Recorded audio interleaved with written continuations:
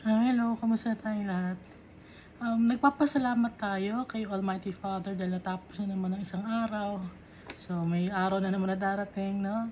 So, araw-araw tayo magpa-pray kay Almighty Father. Araw-araw tayo magpapasalamat.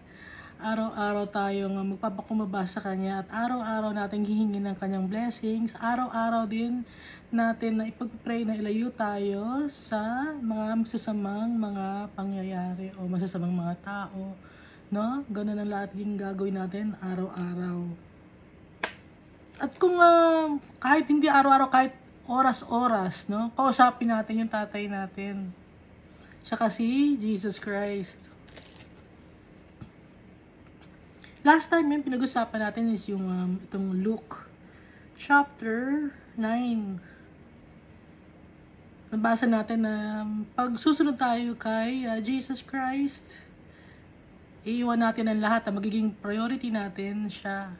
At saka kung sino man yung mga tatanggap sa mga tao na vulnerable, like yung mga batang maliliit, yung mga matatanda, yung mga taong outcast, or yung mga taong hindi na pakinabangan, kung sino ang tatanggap sa mga taong yun, ay parang tinanggap na rin natin si Jesus Christ.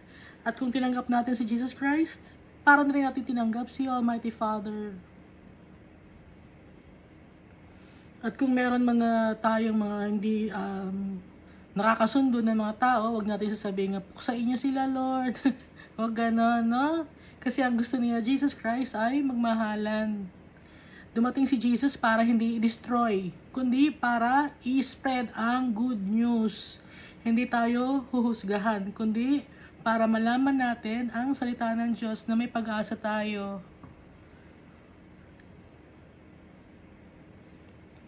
So, dito na tayo sa Matthew chapter 10.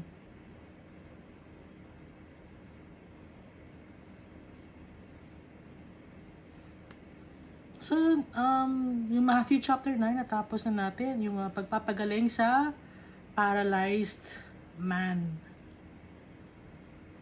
At saka nung tinawag niya si Levi or si Matthew na tax collector.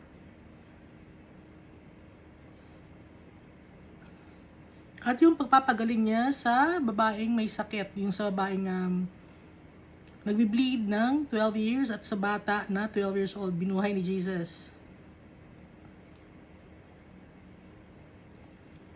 Pati yung mga bulag ay napagaling ni Jesus.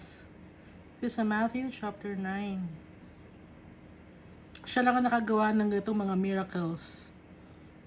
Wala nang iba.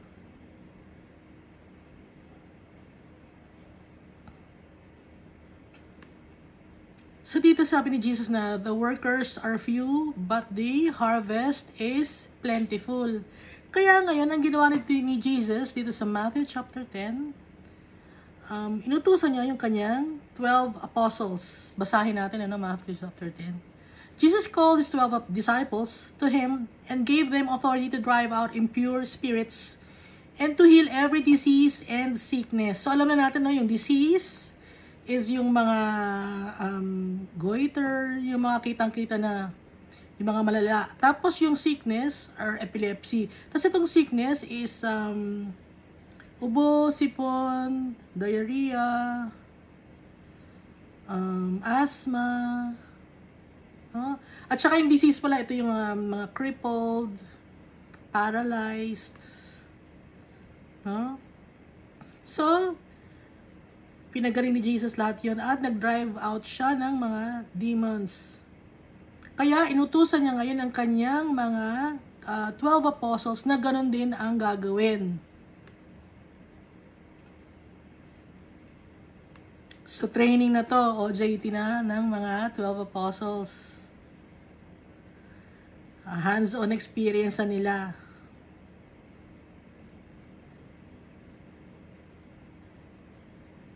Kaya binigyan ni Jesus ang 12 apostles ng authority. So yung 12 apostles, so these are the names of the 12 apostles. First, Simon, who is called Peter, and his brother Andrew. So kilala natin si Andrew, no? Siya yung dating disciple ni John the Baptist. si James, son of Zebedee, and his brother John. So magkapatid si James at saka si John na tinatawag din sons of thunder. Si Philip, si Bartholomew na tinatawag din Nathaniel, si Thomas, si Matthew na tax collector na tinatawag din Levi, si James, son of Alphaeus, and Thaddeus. Si Thaddeus, ito yun si Jude. Kaya niya tinawag na Thaddeus para iba ang name niya kaysa kay Judas Iscariot na nag-betray kay Jesus na nagbenta sa kanya ng 30 pieces of silver. At ang isa ay si Simon the Zealot. So 12 sila. These 12 Jesus sent out with the following instructions. Do not go among the Gentiles or enter any town of the Samaritans. So pumunta kayo sa lugar, pero wag niyong pupunta sa ibang mga lugar, pero wag niyong pupuntahan ang lugar ng mga Gentiles. O yung mga town sa Samaria. Dahil iba yun man yung lahi ng mga Samaria, di ba? Kasi yung mga Samaritans, Gentiles sila. Hindi sila lahi ni Judah. So go rather to the lost sheep of Israel. As you go, proclaim this message. So, inutos ni Jesus na sa mga naliligaw na mga tupa or naliligaw na mga tao na hindi alam ang kanilang direksyon, yun ang pupuntahan ng mga apostles, yung mga Israelites or Jew. As you go, proclaim this message. The kingdom of heaven has come near. Ang sasabihin ng mga apostles, ang sasabihin nila sa mga tao, sa mga Jew ay, the kingdom of heaven has come near. So, mamaya itatanong nyo, bakit hindi sa Samaritans? Or bakit hindi sa lugar ng Samaria, sa mga Gentiles? Dahil inuna muna ni Almighty Father tsaka ni Jesus Christ ang mga Jew.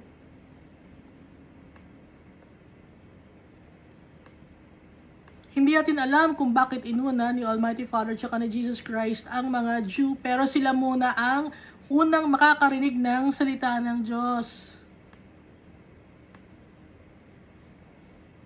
Kasi sa kanila, lineage galing si Jesus. Sa lineage ni David, ni Judah, dahil dun si Jesus galing.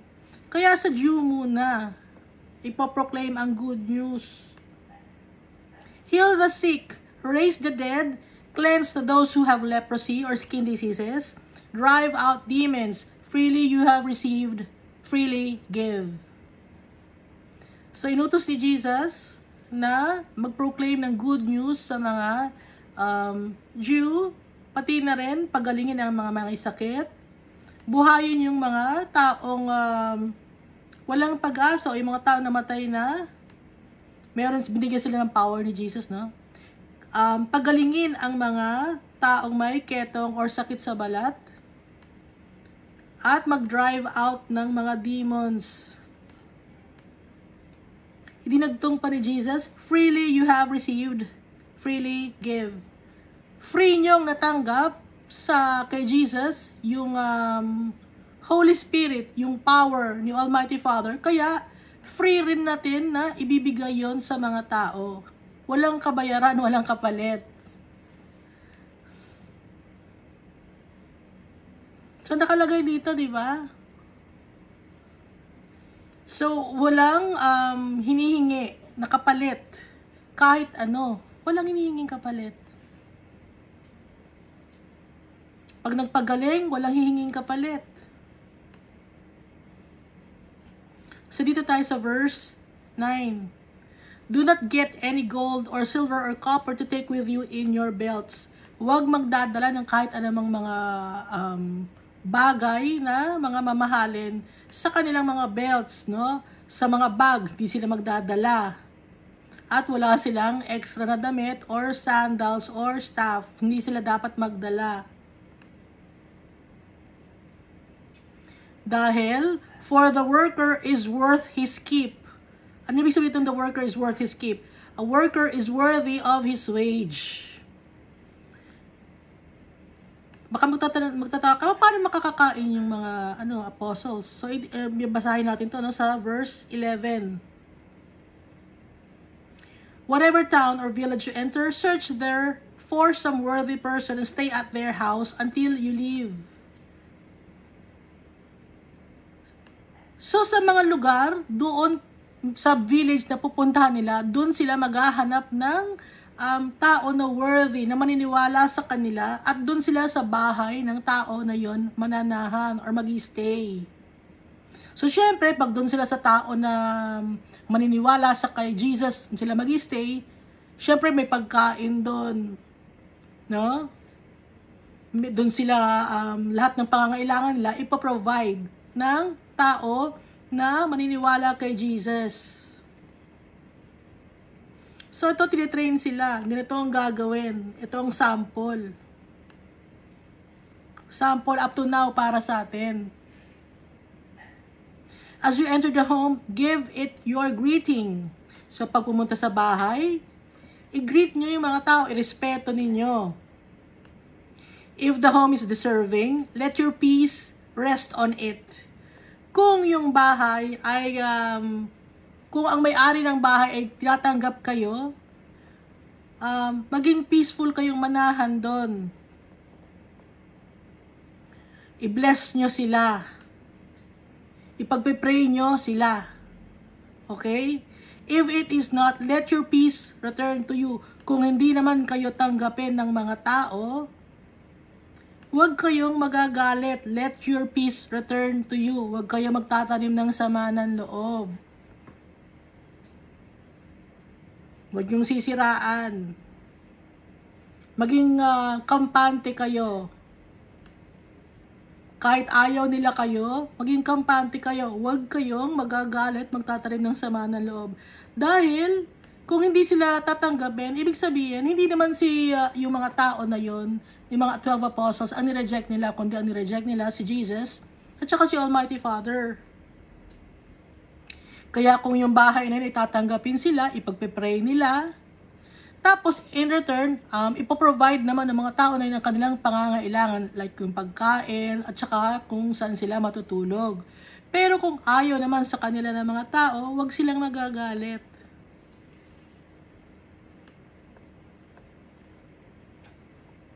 Ipagpe-pray pa nila kahit na ayaw sila tanggapin ng tao, ipagpe-pray nila. Okay, so verse 15, truly I tell you, it will be more bearable for Sodom and Gomorrah on the day of judgment than for that town. Sinasabi ko sa inyo na mas mabuti pa yung Sodom and Gomorrah nung araw na nasunog ang Sodom and Gomorrah compared sa lugar na yon, kung ano ang mangyayari sa kanila. Ibig sabihin nun, pagagalitan sila ni Almighty Father. So ito, applicable up to now. No?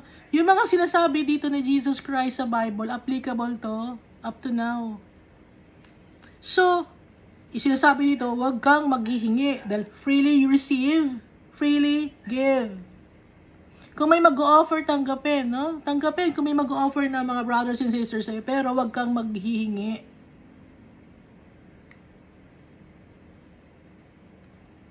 At siswelduhan. Dahil doon sa Old Testament, ang nangyari doon ay ang sweldo ng tao, yun yung ang sweldo ng mga high priest as yung mga tithes and offerings, no? Pero dito, nung si Jesus na, wala nang tithes and offerings, sweldo ang meron. Sa mga apostles, ibibigay pagkain at food, clothing, and shelter. Nagkakaintindihan tayo, no? Kaya walang sapilitan ng pagbibigay. Ngayon, matatandaan ko na naman yung mga nanghingi sa bus. Scam yun, no? Meron silang denomination, hindi ko nababanggitin ko anong denomination nila. Nanghingi sila, tapos yung nahihingi naman nila, ay hindi naman nila pinapamudmod sa mga mahihirap o sa nangangailangan. Ang ginagawa nila, iniipon nila, tapos nag-abroad sila.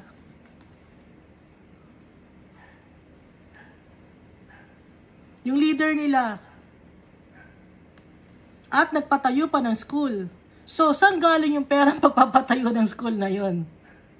Ay, sobrang pera to. Magpatayo na tayo ng school. Tapos, kikita tayo pag nagpatayo tayo ng school. So, kasang galing ang pera nyo na dapat na yung pinpatayo ng school na yon ay ibinigay sa mga taong nangangailangan.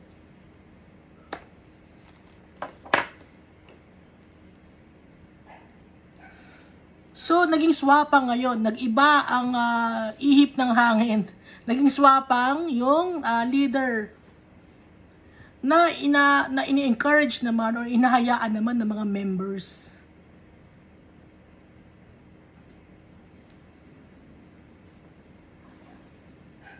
Kaya yung pagiging leader, mahirap. Maraming temptation. Kaya dito, tinuturuan ni Jesus yung mga apostles kung paano ang mag-lead sa mga tao.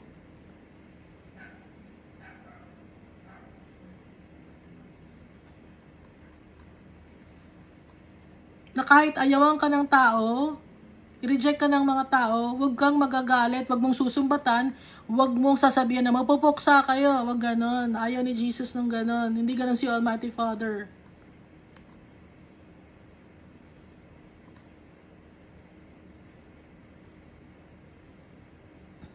Pupuksahin kayo, lilipulin kayo galing sa langit ng apoy, babagsak sa inyo. Hindi ganon, no? Hindi kayo ang magsasabi nun. Dahil hinuhusgahan nyo na yung mga tao. Kundi kung sasabihin yun is pag-aaralan natin ng maayos. I-share natin ang Bible. Pagmamahal ang ipapakita natin, gaya ng pinagkita ni Jesus Christ. So verse 16, I am sending you out like sheep among wolves. Applicable din to up to now. Lahat ng mga sinasabi ni Jesus, up to now, may effect to sa atin. Kasi itong salita ni Jesus, itong Bible, buhay ito. Kaya yung mga mag-share ng Word of God, sinasabi ni Jesus, I am sending you out like sheep among wolves. Matatapang yung mga hindi pa nakakakilala kay Christ.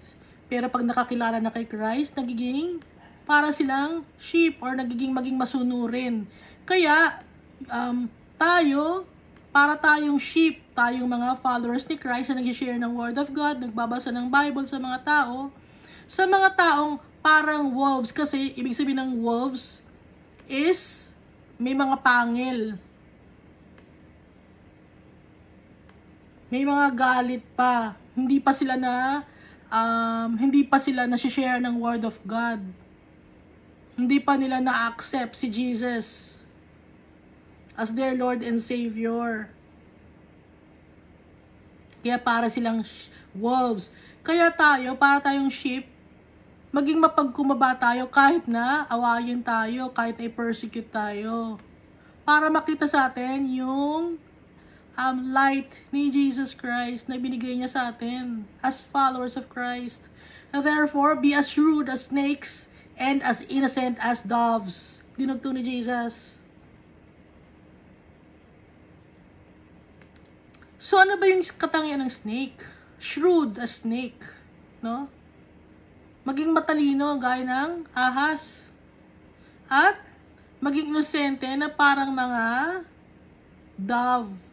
Alam natin kung kailan tayo magsasalita at alam natin kung kailan tayo mag-hold back. Hindi tayo magtatanim ng sama na loob sa tao. Kahit na i-share natin ang Word of God at i-persecute nila tayo, hindi tayo magagalit. Dapat meron tayong wise judgment or wise decision making. Be on your guard. You will be handed over to the local councils and be flogged in the synagogues.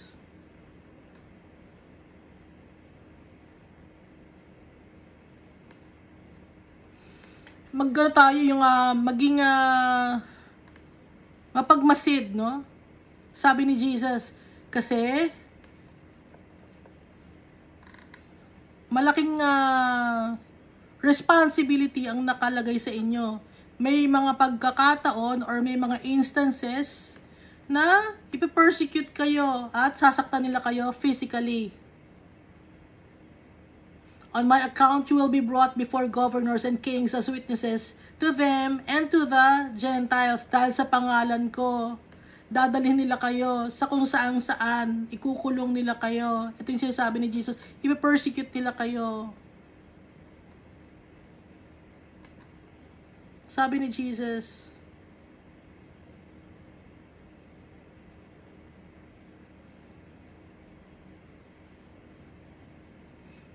kung hindi kayo nila wini-welcome, balik tayo dito sa verse 14, kung hindi kayo nila wini-welcome at hindi sila nakinig sa salita na sinasabi ninyo, sa salita ng Diyos, leave that home or town and shake the dust of your feet.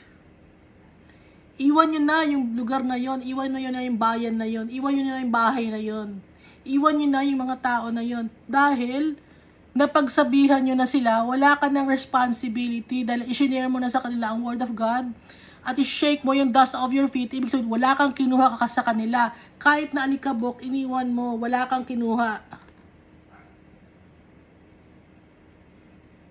Kaya tayo as followers of Christ na nagbabasa ng Bible at nag-share ng word of God, maging aware tayo sa paligid natin. At kahit aware tayo sa paligid natin, dapat maging mapagkumbaba tayo at hindi magsatanim ng sama ng loob. Alam natin kung anong mangyayari sa atin. Ito ang kabayaran ng pagiging follower ni Christ. Hindi madali ang maging follower ni Christ. Dumadaan tayo sa butas ng karayom. Kaya hindi lahat ng mga Christian na nagsasabing Christian sila ay makakarating sa heavenly kingdom dahil mahirap. Nung time na to, nung si Jesus, so nung umakyat na siya sa langit, so yung mga apostles naiwan at sila ipina-persecute. Di ba unang pinatay si James? Lahat na ng mga apostles pinatay except si John the Evangelist, yung sumulat ng Book of Revelation. Pero kahit na hindi namatay si John the Evangelist or John the Beloved, same lang yun, kahit hindi siya namatay, pinarusahan pa rin siya, sinaktan pa rin siya physically.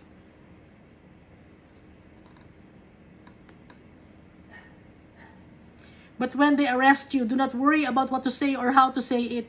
Pag hinuli nila kayo sa pag-share ng Word of God, huwag kayong matakot, huwag kayong mag-worry dahil kung ano ang sasabihin ninyo or paano nyo sasabihin, huwag kayong mag-worry. Huwag kayong mag-aalala kung ano sasabihin ninyo. At that time, you will be given what to say. Sa oras na yon na ihaharap kayo sa mga governor, sa mga taong matataas na ang posisyon sa lipunan, huwag kayong matatakot kasi bibigyan kayo kung anong sasabihin niyo, bibigyan kayo ng Holy Spirit. A-assist kayo ng Holy Spirit, i-guide kayo ng Holy Spirit. Kung anong sasabihin sa inyo. For it will not be you speaking, but the Spirit of your Father speaking through you. Sabi ni Jesus Christ. Kaya huwag tayong mag-aalala kung mag-share tayo ng Word of God. Tapos may mga times na mapapersecute tayo. Kahit saang lugar, mapapersecute tayo. Huwag tayong mag-aalala. Magpasalamat tayo ngayon kay Almighty Father dahil pwede pa tayo mag-share ng Word of God publicly. Pero may mga lugar na hindi ka pwedeng mag-share ng Word of God. Sa ibang bansa, nagagalit sila pag sa streets. Isa na ba tawag ng street evangelist? Nagagalit. May mga tao nagagalit sa kanila. Pero nung sabi ni Jesus, huwag nang sumagot, no? Ipakita na lang ang pagmamahal ni Jesus. Huwag makipag-debate. Ayaw ni Jesus ng debate.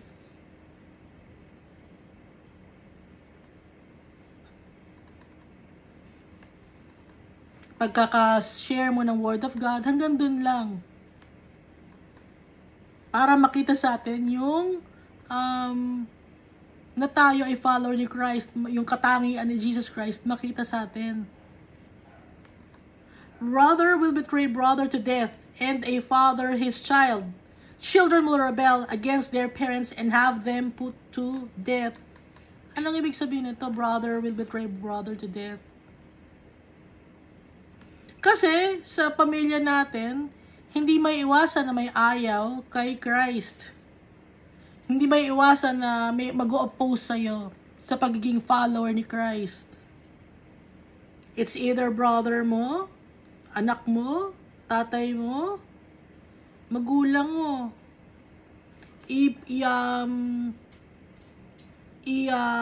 Aalaw ka nilang saktan. You will be hated by everyone because of me, but the one who stands firm to the end will be saved. Lahat ng tao kakainisan kayo, sabi ni Jesus, dahil sa akin. But the one who stands firm, kung sino man ang faithful kay Jesus, kahit na dumaan ang matinding pagsubok sa kanya, siya ang makaka-inherit ng kingdom of God. Makakasama ni Almighty Father at saka ni Jesus in heaven. So, napakahirap, no? Ang maging follower ni Christ. Akala ninyo madali. Malaking sakripisyo ito sa ating part, ang pagiging, ang sundin, ang gusto ni Jesus Christ at ni Almighty Father. Especially dun sa mga lugar na hindi nila allow ang pagsasalita ng name ni Jesus. Matinding persecution ang dinadanas ng mga taong Christian sa mga lugar na hindi nila tanggap si Jesus. Pinipersecute sila, yung iba hanggang ngayon pinapatay, binabato, kung ano-anong mga masasamang salita ang sinasabi sa kanila. Pero kung sino ang makaka-stand up to the end, ang maliligtas, masasave nila yung life nila. Anong life nila paano, halimbawa, tinanong nyo, paano masasave yung life nila? Pinatay na nga sila. Nasasave ang life nila, it's yung, kasi ito physical body lang natin to, no? Ang masasave ay yung soul nila, mapupunta in heaven. They will have eternal life in heaven with Jesus and the Almighty Father. When you are persecuted in one place, flee to another. Kung pinipersecute ka sa isang lugar, umalis ka dun. Truly I tell you, you will not finish going through the towns of Israel before the Son of Man returns. Kaya ka alis doon, isi-share mo ang Word of God. Ngayon, kung ayaw nila doon, lipat ka na naman sa ibang town. Nagtatanim ka ng seed, itinatanim mo sa mga puso ng tao, yung pangalan ni Jesus. Kaya, huwag kang matatakot kung hindi ka natatanggapin sa ngayon, lipat ka sa ibang town. Ngayon, ini-inad ni Jesus, no? Hindi matatapos ang pag-share ng Word of God hanggang sa pagdating ni Jesus Christ. Dahil maraming mga tao ang pinapanganak, maraming tao mga nawawala na, diba, sa mundo na to. Ngayon may bago na namang mga taong ipinapanganak, no? Kaya hindi matatapos yung pag-share natin ng Word of God. So, diba, nung time dito, ang mga apostles, nag-share sila ng Word of God. Ngayon, yung mga sinare nila ng Word of God, nag-share na naman sa ibang mga tao hanggang sa present day, nakarating sa atin. So, hindi sila tumigil.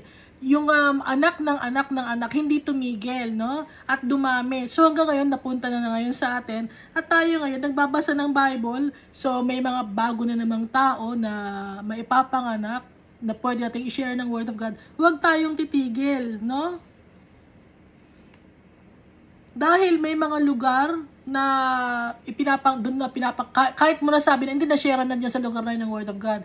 Kahit na-share na doon ng Word of God, may mga tao pa rin na lumilipat doon or pinapagong panganak, nagmamature, lumalaki, nagkakaroon ng isip, ganon. Kaya, hindi matatapos ang pag-share ng Word of God. Hanggang sa pagdating ni Jesus Christ. Huwag tayong tumigil. Kahit danasin natin ng persecution, yung ibang tingin sa atin ng mga tao, so, ay, baliw na yan. Si Iska, nababaliw na yan, ba't ganyan ang ginagawa niya? Kahit sa anong sabihin sa atin ng tao, form of persecution yan, no? Kahit anong sabihin sa atin ng tao, huwag tayong magpapadala sa ganong salita. Dahil, ang daladala natin, si Jesus Christ, Lord of Lords and King of Kings. Siya ang ating master. So, basahin natin ito sa verse 24.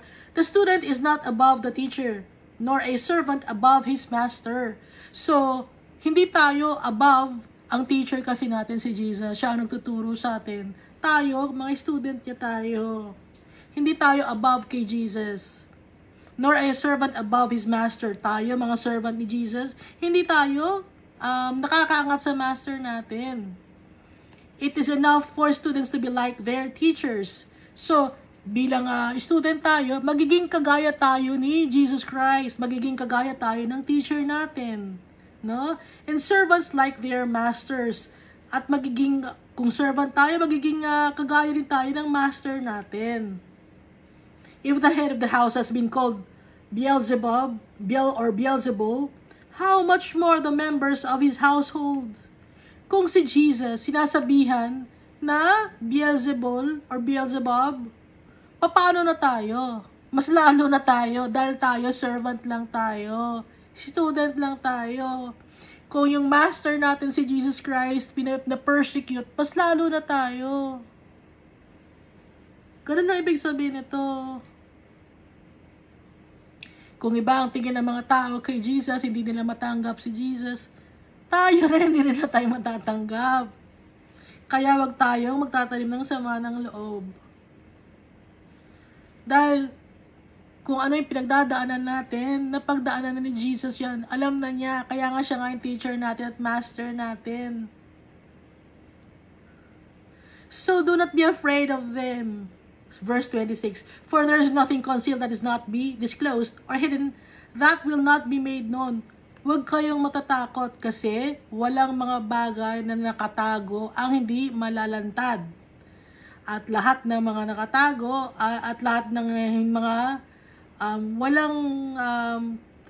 for there is nothing concealed that will not be disclosed. Lahat ng mga nakakonceal, nakatago, may ilalabas yon. Lahat ng mga nakatagong mga salita na ginawa sa atin, mabuti man ang ginawa sa atin o masama, hindi nakatago yun. Alam ni Almighty Father yun. Darating ang panahon na malalaman yun. No? At kung ano man ang ginawa natin, malalaman din yun ng mga tao. May bubulgar yun. Lahat yun.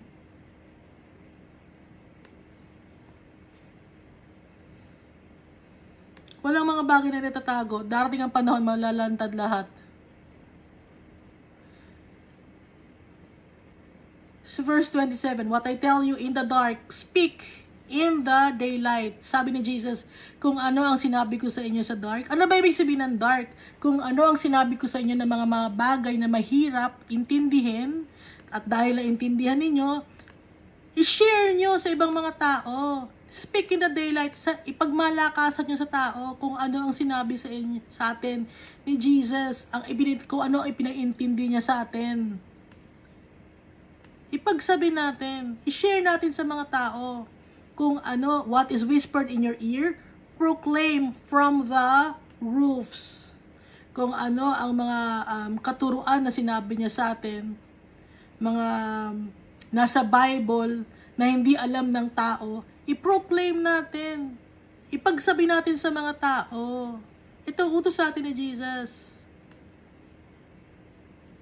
Yung mga bagay na may mga nakatago kasi dito sa Bible na mga hidden knowledge. Dito sa Bible meron, 'di ba? Pag-uusapan na natin, 'di ba? Na ang Bible malalim 'to. Kaya nga inaaral natin, nagpapahingit-hingi tayo ng tulong sa Holy Spirit para i-guide tayo, para maintindihan natin. Kaya ngayon, ipagmalakasan natin, ipagsabi natin sa mga tao kung ano ang pagkakaintindi natin. Yung mga katuruan ni Jesus, nandito. Kaya dark din dahil hindi alam ng mga tao. Ayaw nila buksan ang kanilang puso't isipan. Kahit ayaw nilang buksan ang kanilang puso't isipan, darating ang oras pag nagtanim tayo ng binhi sa puso nila, maliliwanagan sila.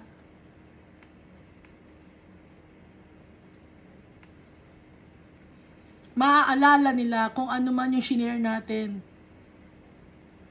or binasa nating passage dito sa Bible. Maalala ng mga tao. Sa verse 28, do not be afraid of those who kill the body but cannot kill the soul. Huwag kayong matakot doon sa mga pumapatay ng katawan, pero hindi naman nila napapatay ang ating kaluluwa. Sabi ni Jesus, but cannot kill the soul. Rather be afraid of the one who can destroy both soul and body in hell.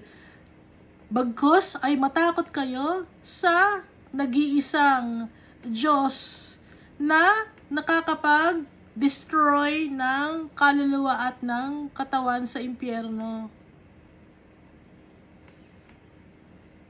Kasi nga matinding persecution ang mararanasan ng mga apostles. Di ba pinatay na nga sila? So hindi sila namatay. Hindi sila natakot mamatay. Pinagsabihan na sila ni Jesus, binigyan sila ng heads up. Huwag kayong matakot sa pumapatay ng katawan, pero hindi naman nila napapatay ang inyong kaluluwa. Instead, matakot kayo dun sa mga nakakapatay ng kaluluwa at ng katawan sa impyerno. Turo ni Jesus to, binibigyan tayo ng heads up. So, wag tayong matakot. Are not 2 sparrows sold for a penny, yet not one of them will fall to the ground outside your Father's care. Hindi ba mura lang ang 2 sparrows? Penny lang yun 2 sparrows, sabi ni Jesus. Pero, hindi sila nahuhulog sa ground hanggat walang approval ni Almighty Father. Hanggat hindi alam ni Almighty Father, hindi niya inaalaw.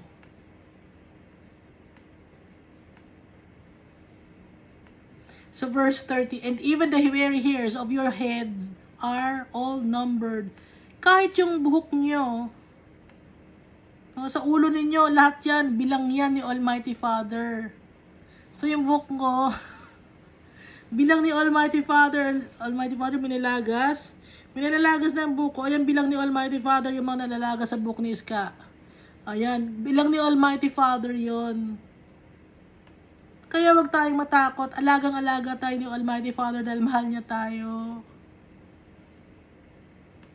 So don't be afraid. You are worth more than many sparrows. Kaya wag kayong matakot. Dahil mas importante pa kayo kaysa sa mga sparrows or sa mga ibon. Kasi yung mga ibon, hindi sila namamatay hanggat hanggat hindi alam ni Almighty Father or hanggat hindi will ni Almighty Father. Kayo ay mas importante kayo kay Almighty Father dahil kahit buhok nyo kabisado ni Almighty Father. Kaya wag kayong matatakot. Verse 32, whoever acknowledges me before others, I will also acknowledge before my Father in heaven. Kung sino ang hindi kinakahiya ako, hindi ako kinakahiya, no? At ina-acknowledge ako or naniniwala sa akin, ipe-present ko siya kay Almighty Father. Dahil in-acknowledge niya ako, naniwala siya sa akin, ipe-present ko siya kay Almighty Father. Hindi ko siya ikakahiya. But whoever disowns me before others, I will disown before my Father in heaven. Kung aayawan ako, kung sino man ang umayaw sa akin, aayawan ko rin siya sa harap ni Almighty Father in heaven.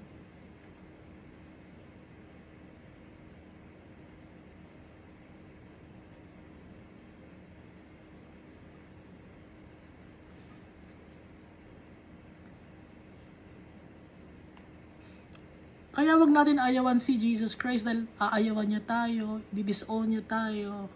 Susundin natin dapat si Jesus Christ. Mahirap may disown. Tayo wala tayong pupuntahan. Ang alam lang natin puntahan yung tatay natin. Paano tayo makakapunta sa tatay natin kung madidisoon tayo ni Jesus? Kaya si Jesus, i-acknowledge natin siya. I-respect natin siya. Mamahalin natin siya. Dahil pag minahal natin si Jesus, minamahal din natin yung tatay natin. Pag tinatanggap natin si Jesus, tinatanggap din natin yung tatay natin dahil si Jesus padala siya ni Almighty Father para sa atin, para maligtas tayo.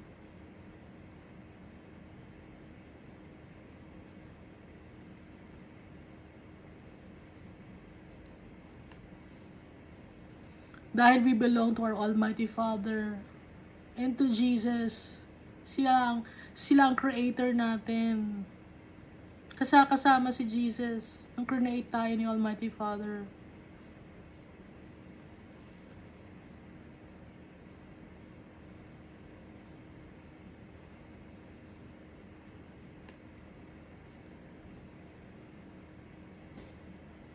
Dito tayo sa verse 34, no? Do not suppose that I come to bring peace to the earth. I did not come to bring peace, but a sword. Huwag niyong isipin na pumunta ako dito sa mundo na dala-dala ang kapayapaan. Dahil ang dala-dala ko ay ang sword. Ano ba yung sword? Yung sword ay ang Word of God. Yung Word of God. Di ba yung sword? Pag nahiwa ka, kita agad yung loob mo, yung kaloob-looban mo, na-expose. Kaya yung Word of God, na-expose yung mga bagay na nakatago, na ilalantad.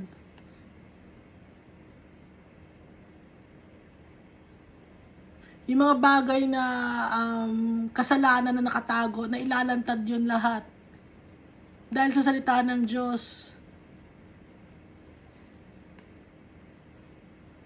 Yung mga tao na ayaw tanggapin si Jesus, ayaw siyang i-acknowledge, magkakagulo dahil hindi nila i-acknowledge ang King of Kings and Lord of Lords, dahil ang dala niya ay ang salita ng Diyos.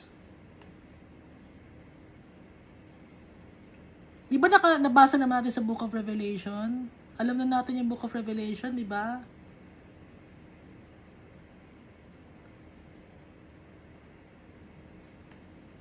Nagbibigay na dito si Jesus Christ ng warning. Kadugtong to ng Book of Revelation, yung mga binabanggit ni Jesus dito. For I have come to turn a man against his father, a daughter against her mother, a daughter-in-law against her mother-in-law. A man's enemies will be the members of his own household. So, ang prophecy na to ay galing kay Micah. Micah chapter 7 verse 6. So, yung pamilya mo, no?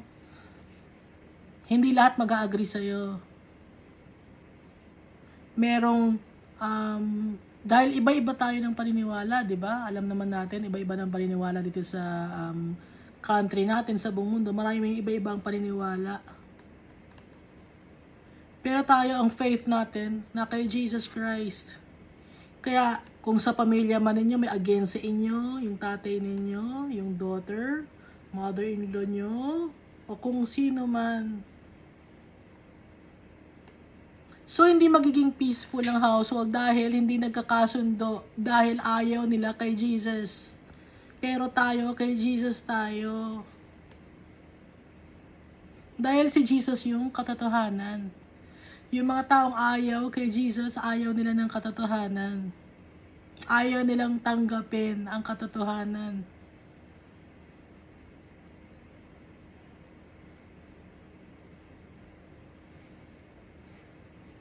Ayaw nilang buksan yung kanilang mga mata. Gusto nila lagi yung sarili nila ang masunod. Ayaw nila magpasakop kay Jesus Christ at kay Almighty Father. Sa verse 37, anyone who loves their father or mother more than me is not worthy of me. Anyone who loves their son or daughter more than me is not worthy of me. Hindi tayo karapat-dapat kung mas mahal natin ang mga magulang natin kaysa kay Jesus. Kasi minsan may uutos sa'yo yung mga magulang mo na hindi naman angkop sa turo ni Jesus. No? O kaya may gagawin yung anak mo na hindi naman angkop sa turo ni Jesus pero kailangan mong sundin. So sino ang susundin mo? Si Jesus ba o yung magulang mo? Si Jesus ba o yung mga anak mo?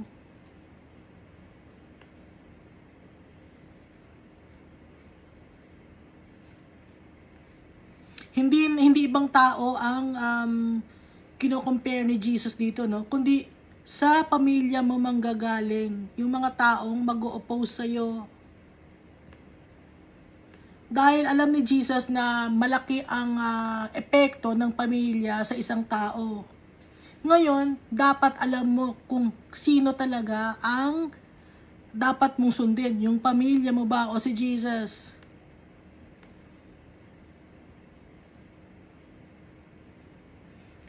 Whoever does not take up their cross and follow me is not worthy of me. Kung sino man ang hindi tumanggap ng mga pasakit sa buhay, yung kanyang mga persecution na mararanasan niya, hindi siya worthy sa akin. Sabi ni Jesus. Dahil ang path na dinaanan ni Jesus, hindi pa siya na crucify dito, pero binanggit na niya.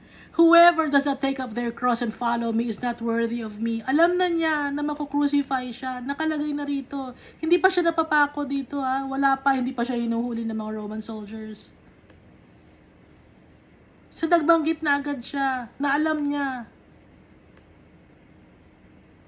na tayo rin dapat makrucify. Para masundan natin si Jesus, yung kanyang yapak.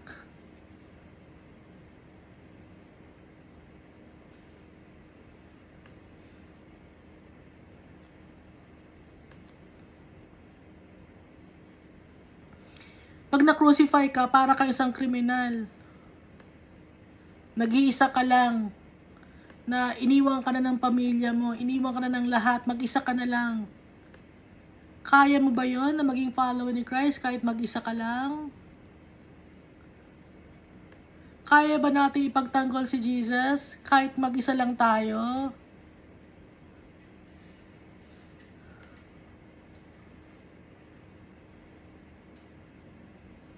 Kaya ba natin i-share sa mga tao si Jesus Christ kahit mag-isa lang tayo nag-share? Wala tayong kasama. Kaya ba natin yon? So, wag tayong matatakot kahit mag-isa lang tayo na nag-share ng Word of God sa mga tao.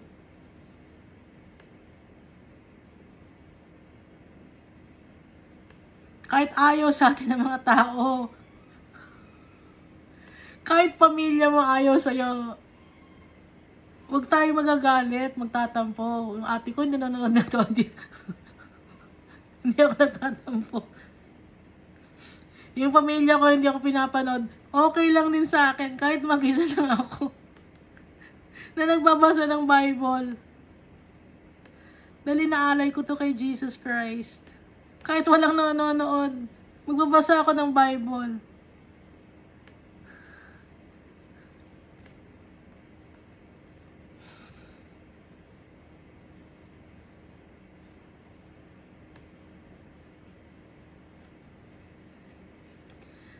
Napakabait ni Jesus Christ. Whoever finds their life will lose it, and whoever loses their life for my sake will find it. Kung sino man ang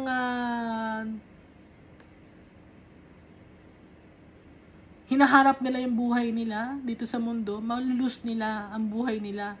At kung sino man ang nawaglit na nila ang buhay sa mundo na to, mahahanap nila yung totoong meaning ng buhay. Ang ibig sabihin nito, ano ang purpose natin kung bakit nandito tayo sa mundo na to. Kung nahanap natin Ito yung mga dreams natin, ano? Marami kasi tayong mga pangarap sa buhay, mga dreams natin. So, yung life na gusto natin, dapat ilus na natin yon. Dapat yung will natin, iangkop natin kung ano ang will ni Jesus para sa atin, tsaka ni Almighty Father, para sa buhay natin. I-deny natin yung sarili natin ng luxury ng mundo na to. Yung mga dreams natin, big dreams, hindi na importante yun. Ang importante si Jesus Christ. Dahil para mag-gain natin ang life, ang true meaning of life, at saka yung dahilan why we are in this world. Malaman natin, at yun ay yung makasama si Almighty Father. So this is the testing site. Itong world na to. Mirage, ulitin ko na, mirage lang ang mga nakikita natin dito sa mundo na to. Kaya hayaan na nating mawala yung mga bagay na makikinang dito sa mundo na to. Wag tayo mag-focus sa mga bagay na nagagandahan tayo, natutuwa tayo, na luxurious. Dahil in the end, mawawala rin yun. Ang i-aspire natin yung heavenly kingdom. Kaya mahirap sumunod sa yapak ni Jesus. Dahil bubuhatin natin yung cross. Yung cross ng buhay natin, trials, tribulations. Yung mga pangarap natin na hindi in line sa plan ni God para sa atin. Napakasakit, di ba? May mga plano ka sa buhay, di ba? Ito ang plano kong mangyari sa buhay ko eh. Kailangan maganda yung business ko, yayaman ako, mag-gain ko ang whole world, kahit saang lugar, kaya kong magpunta, sisikat ako. Ganun ang pangarap ng mga tao, ng lahat ng tao. Yun ang pangarap. Pero, ilus na natin yon, hayaan na natin yon. Dahil, hindi naman yun naman ang tunay na makakapagbigay ng satisfaction sa atin, dahil panandalian lang yun. Hindi tayo masasatisfy doon, hindi tayo makokontento. Alam naman natin, di ba, ulitin ko, maraming mga tao ang hindi kontento sa buhay nila kahit sobrang yaman na nila.